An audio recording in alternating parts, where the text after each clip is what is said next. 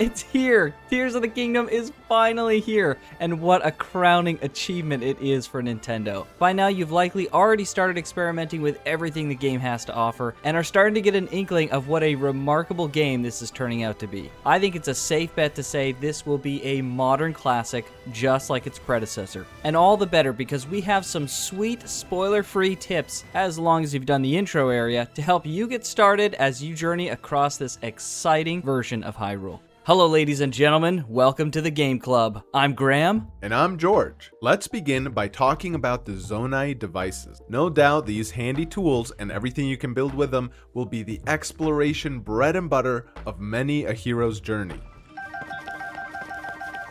Well, if you ever place any on the ground thinking you'll come back to them later, know this. No objects persist through loading. So if you save the game thinking you can just come back to them later, the sad truth is they will be gone. That was learned through painful first-hand experience. Similarly, parts will disappear if you walk too far away from them. Tears of the Kingdom is likely pushing the Switch's limits, and surely this was one of the concessions they had to make to get the game running. Whenever you want to unstick anything fused with Ultra Hand, and trust me, that'll be a common occurrence, the game will tell you to wiggle the stick back and forth. Don't bother with that. Just do a full circle rotation on the right stick and it'll just pop right off. It's faster and much easier to do it this way. And speaking of unsticking, note that you'll unstick everything that's connected to what you select with Ultra Hand. So be careful if you want to unstick that one middle piece, because by unsticking it, you're unsticking everything it's attached to. You don't want to break apart your very first masterpiece. To power all the contraptions and vehicles you'll build, you're gonna need some Zonai Charges.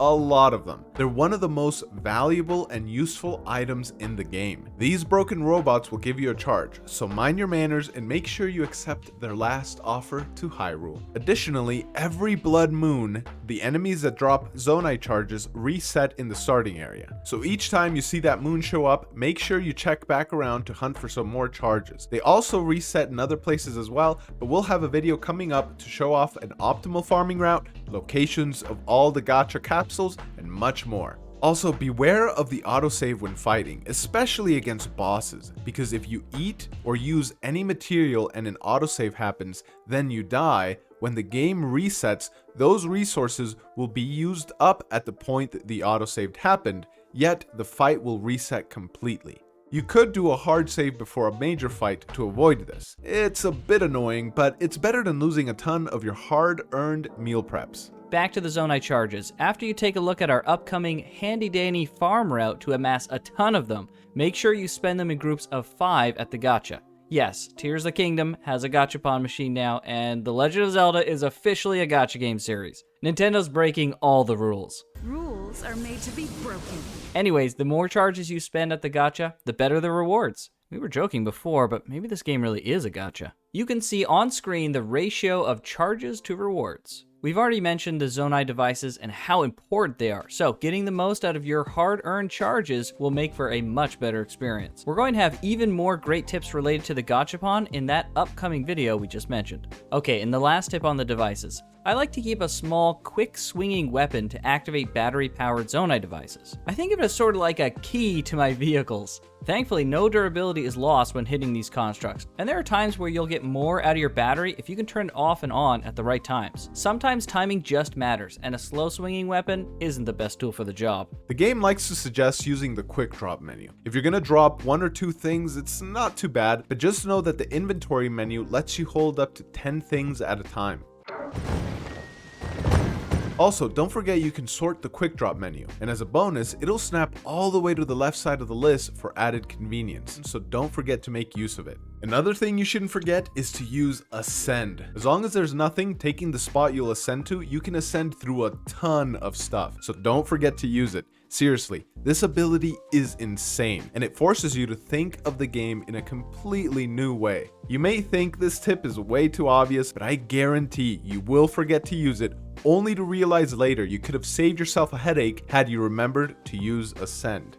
If you rolled your eyes to this tip or think it's useless now, when that does happen to you, I want you to come back and drop a comment on this video as an apology letter. Along the same lines of remembering to use your abilities, if something you need falls off a ledge, don't forget to use Recall. Its reach is super long, potentially infinite, though we might need to do some more testing on that, so don't quote me. But for all intents and purposes, if you can see it, you can probably recall it. Right from the get-go, you'll have all the tools at your disposal needed to activate all the map towers. We're not saying you have to unlock them all from the get-go, but with a game as big as this, a few people are bound to feel some sort of choice paralysis. I know I do. So if you're unsure of where to start, it's helpful to remember the fact that maybe what you want to do next will reveal itself as you go about unlocking the towers. And to unlock the towers, you'll find that the Zonai Wing is a fantastic device to help you with that. Bear in mind the glide time is 1 minute and 15 seconds. There's a pretty cheeky way around that, and we give you some more flying specific tips like how to launch from any ledge in this video. If you happen to fall off a wing and run out of stamina while gliding, don't panic. There's actually a hidden last chance moment where you can use your paraglider one last time. It only lasts a second, but you can use it just before you hit the ground to stop your momentum and save you from a fatal drop. If you panic when you run out of stamina in the air, you might accidentally use it, so don't freak out. You know how next to the Nachoya Shrine there's a crystal refinery? Well, instead of having to come up to the Sky Island every time to refine, there's actually one on the surface and next to the lookout landing at that. It's really easy to miss, but all you have to do is simply walk out of the northern port of entry and you'll see a chunk of Sky Island that has recently fallen. This Zonai may be far removed from its home, but it's still more than ready to help Link out. At this location in front of Hyrule Castle, if you talk to this NPC, they'll give you some interesting tidbits of information as to what you can find in the castle. If you open the grate behind them, you'll find a nice diamond at the bottom that you can sell for 500 rupees. Should you decide to proceed, you'll find yourself on an underground adventure. If you explore all the nooks and crannies, you'll be rewarded with a nice, shiny, full set of armor. Your inventory will thank us for this next one. There are at least 18 Korok seeds in the starting area. We've tried to be as thorough as possible, but with a game as new as this, please forgive us if we've missed a couple. If you want to know the exact locations, check out the description, and while you're down there, drop us a like, it would really help us out. As you've likely seen, there are horses right by the lookout landing, but not a stable in sight. Once you've caught it, to fully tame that horse, follow the road northwest across the Korok Bridge, and you'll find some NPCs that will help you out. For you completionists out there, you'll notice there are caves and wells present in the game that pop up on the map. When you've gotten all the important goodies out of a cave, it will show you they're complete with the check mark on the top right. But wells, not so much. There's similar icons on the map, so you might expect it to do that, but even if you 100% a well, they don't get any check mark for confirmation.